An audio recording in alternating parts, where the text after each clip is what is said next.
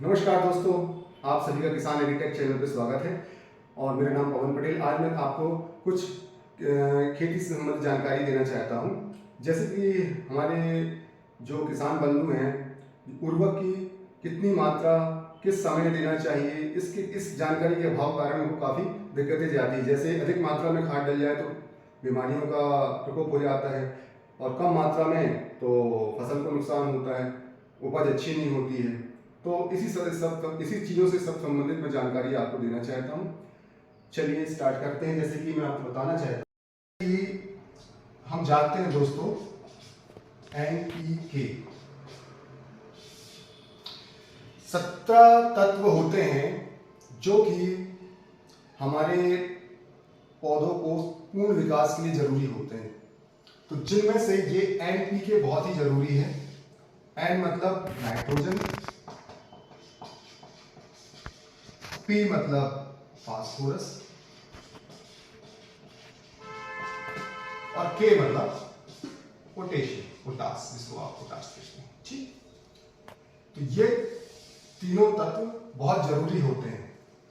अब जैसे कि हम दोस्तों जानते हैं कि N जो है यूरिया के फॉर्म या यूरिया के माध्यम से हम खेतों में डालते हैं, और फास्फोरस जो है वो हम DAP और पोटास MOP के माध्यम से डालते हैं। अभी मैं आपको इनका पूर्ण रूप या फुल फॉर्म बताऊंगा कि DAP का मतलब क्या है, MOP का मतलब क्या है। तो पहले तो हम ये जान लेते हैं कि NPK जो है वो किस किस फॉर्म पे आता है।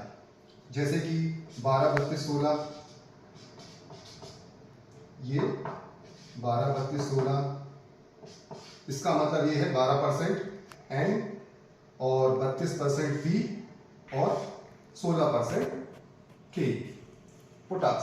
ठीक है, उसी तरह 10-26-26 ये रेशियो में आता है NPK, और 15-15 और 19-19 दलहन में अधिकतर लोग इसका स्प्रे भी करते हैं। ठीक है दोस्तों, तो ये है हमारा NPK के प्रकार।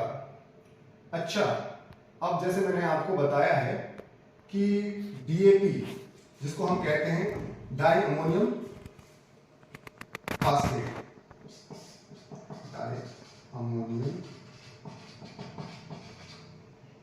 फास्फेट, ठीक है। और उसी तरह MOP है म्यूरेट ऑफ पोटास,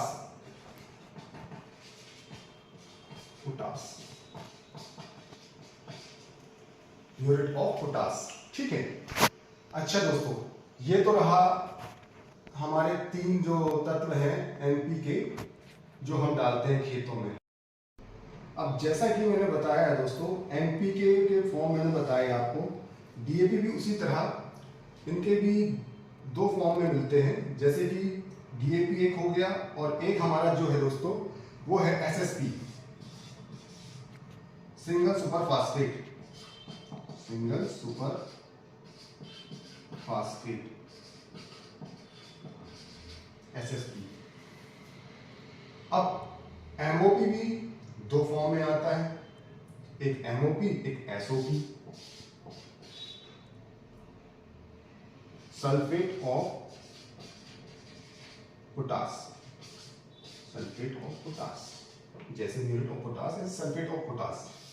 ठीक है दोस्तों, तो ये सभी इनके फुल फॉर्म हैं, और ये NPK के प्रकार हैं, ये DAP के किस फॉर्म में हम डाल सकते हैं, और MOP पोटास हम किस फॉर्म में लेते हैं दुकानों में। ठीक है दोस्तों।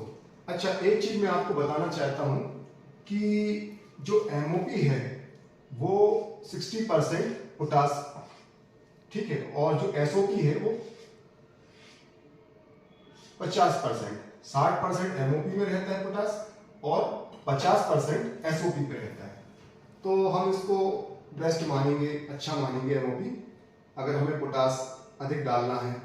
अधिकतर हाइब्रिड जो धाने होते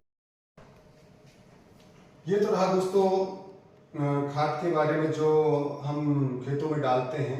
अच्छा, एक चीज़ और, हमें जो नाइट्रोजन यूरिया जो है वो हमें रुपाई से लेके जब तक धान मान लो 120 दिन की है, कुछ फसल 120 दिन से ज़्यादा है, तो क्या करना है, जो नाइट्रोजन यूरिया है उसे हमें 3 से 4 बार ही डालना है दोस्तों, 3 to 4 टाइम्स, ठीक है। और जो हमारा पी और के जो फास्फोरस पोटास है वो हमें एक ही बार डालना है, वो भी रुपाई के समय।